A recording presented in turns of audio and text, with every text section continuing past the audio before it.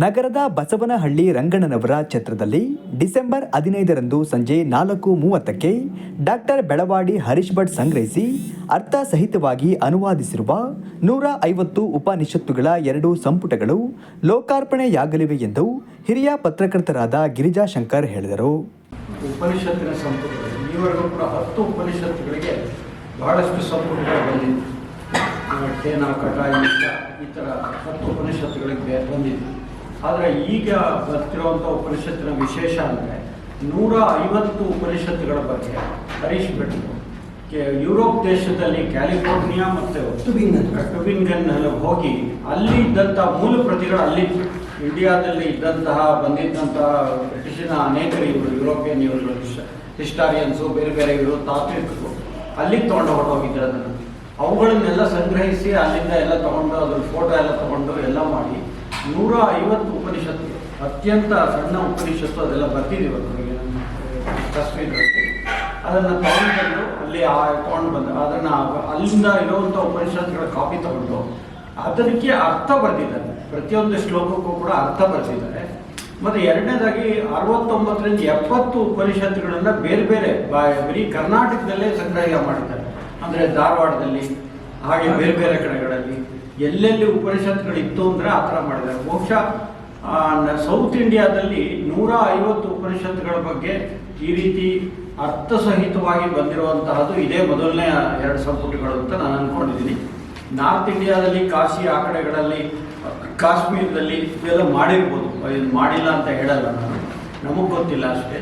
ಆದರೆ ಕನ್ನಡದಲ್ಲಂತೂ ಇದು ಬಂದೇ ಇಲ್ಲ, ಇದೇ ಮೊದಲ ಬಾರಿಗೆ ಕನ್ನಡದಲ್ಲಿ ಬಂದಿರುವಂಥದ್ದು. ಸುದ್ದಿಗೋಷ್ಠಿ ಉದ್ದೇಶಿಸಿ ಮಾತನಾಡಿದ ಅವರು, ಕಾರ್ಯಕ್ರಮವನ್ನು ಹರಿಹರಪುರ ಮಠಾಧೀಶರಾದ ಶ್ರೀ ಶ್ರೀ ಸ್ವಯಂ ಪ್ರಕಾಶ ಸಚ್ಚಿದಾನಂದ ಸರಸ್ವತಿ ಮಹಾಸ್ವಾಮಿಗಳ ದಿವ್ಯ ಸಾನ್ನಿಧ್ಯದಲ್ಲಿ ಅಖಿಲ ಕರ್ನಾಟಕ ಬ್ರಾಹ್ಮಣ ಮಹಾಸಭಾ ಅಧ್ಯಕ್ಷ ಅಶೋಕ್ ಹಾರನಹಳ್ಳಿ ಅವರು ಉದ್ಘಾಟಿಸುವರು ಎಂದು ತಿಳಿಸಿದರು. ಹರೀಶ್ ಭಟ್ ಅವರು ಬಹಳ ಮೂಲತಃ ಅವರು ಶೃಂಗೇರಿ ಮತ್ತು ಗುಬ್ಬಿಯ ಸಂಸ್ಕೃತ ಇದರಲ್ಲಿ ಕಾಲೇಜುಗಳಲ್ಲಿ ಡಾಕ್ಟರೇಟನ್ನು ತೆಗೆದುಕೊಂಡಿರುವಂಥವರು.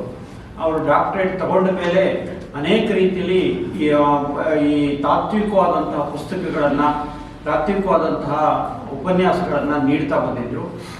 ಹೊರದೇಶಕ್ಕೂ ಹೋಗಿ ಅಲ್ಲೂ ಕೂಡ ಅವರು ಅನೇಕ ರೀತಿಯಲ್ಲಿ ಇಲ್ಲಿನ ಶಾಸ್ತ್ರಗಳನ್ನು, ಇಲ್ಲ ಸಂಪ್ರದಾಯನ, ಇಲ್ಲಿನ ಉಪನಿಷತ್ತುಗಳು, ಇಲ್ಲಿನ ಎಲ್ಲ ಮಹಾಕಾವ್ಯಗಳು ಇವುಗಳ ಬಗ್ಗೆ ಎಲ್ಲ ಮಾತನಾಡ್ತಾ ಇದ್ರು. ಅಲ್ಲಿದ್ದಾಗಲೇ ಅವರು ಅನೇಕ ಕಡೆಗಳಿಗೆ ಹೋಗಿ ಅದನ್ನು ತೆಗೆದುಕೊಂಡು ಬಂದಿದ್ದಾರೆ. ಅನೇಕ ಮನೆಗಳಿಗೆ ಹೋಗಿ, ಅವ್ರ ಮನೆಗಳಿಗೆ ಹೋಗಿ, ಅದು ಕೆಲವು ಸಲ ಅಂತೂ ಹೋದರೆ ಅದು ಕೆಲವು ಇದು ತಿಂದುಬಿಟ್ಟಿದೆ, ಅದನ್ನು ಜಿರ್ಲೆ ತಿಂದಿದೆ, ಅದು ತಿಂದಿದೆ, ಆ ಪುಸ್ತಕದ ಇವುಗಳನ್ನು ತಿಂದುಬಿಟ್ಟಿತ್ತು. ಆದರೂ ಕೂಡ ಅದನ್ನೆಲ್ಲ ತೊಗೊಂಡು ಬಂದು ಅದನ್ನೆಲ್ಲ ಬಿಡಿಸಿ ಅದ್ರದ್ದು ಅರ್ಥನ ಇದನ್ನು ಮಾಡಿ ಇವತ್ತಿನ ದಿವಸ 150 ಉಪನಿಷತ್ತುಗಳನ್ನು ಸಂಗ್ರಹಿಸಿದ್ದಾರೆ. ಈ ಉಪನಿಷತ್ತುಗಳಲ್ಲಿ ವಿಶೇಷ ಅಂದರೆ ಅತಿ ಸಣ್ಣ ಉಪನಿಷತ್ತು ಅಂತ ಹೇಳ್ತು ಬೃಹತ್ ಗಾತ್ರದವರೆಗಿದೆ ಮತ್ತು ನಮ್ಮ ಜೀವನದ ಬದುಕಿನ ಬಗ್ಗೆ ಇರುವಂತಹ ಎಲ್ಲವನ್ನೂ ಕೊಟ್ಟಿದೆ ಅದನ್ನು. ಹಾಗಾಗಿ ಇದು ವಿಶೇಷವಾದ ಇದು ಒಟ್ಟು 2200 ಪೇಜು ಬರ್ತದೆ. ಅದು 2200 ಪೇಜು ಬರ್ತದೆ. ಅದನ್ನು ತೊಗೊಂಡು ಬಂದು ಈಗ ಕನ್ನಡದಲ್ಲಿ ಅದನ್ನು ಅರ್ಥ ಸಹಿತ ಬಂದಿರುವಂಥ ಮೊದಲ ಸಂಪುಟಗಳಿವು ಅಂತ ಹೇಳ್ಬೋದು. ಕೆಲವು ಸ್ಕ್ರಿಪ್ಟ್ಗಳಿತ್ತು. ಸುಮಾರು 68 ಉಪನಿಷತ್ತುಗಳನ್ನು ಕರ್ನಾಟಕದಲ್ಲೇ ಸಂಗ್ರಹ ಮಾಡಿದ್ದು. ಅದರಲ್ಲೂ ವಿಶೇಷವಾಗಿ ಧಾರವಾಡ, ಬಾಗಲಕೋಟೆ ಅಂಥ ಹಳೆಯ ಮನೆಗಳಲ್ಲಿ ಓಲೆಗರಿಗಳ ಕಟ್ಟುಗಳಿತ್ತು. ಆದರೆ ಒಂದು ಸಮಸ್ಯೆ ಏನಾಗ್ತಿತ್ತು ಅಂತಂದರೆ ಅದು ತುದಿ ಎಲ್ಲ ಜಿರಳೆ ತಿಂದಿರೋದು, ಇಲಿ ತಿಂದಿರೋದು, ಮುರಿದು ಹೋಗಿರೋದು, ಈ ಥರದ್ದಾಗಿ ಕೆಲವು ಶ್ಲೋಕಗಳು ಅರ್ಧರ್ಧ ಸಿಕ್ಕಿದ್ದು. ಅವುಗಳ ಪೂರ್ಣ ಪಾಠಾಂತರ ನಮಗೆ ನಿಜವಾಗ್ಲೂ ಸಿಕ್ಕಿದ್ದು ಅಂತಂದರೆ ಜರ್ಮನಿಯ ಟುಬಿಂಗನ್ನಲ್ಲಿ.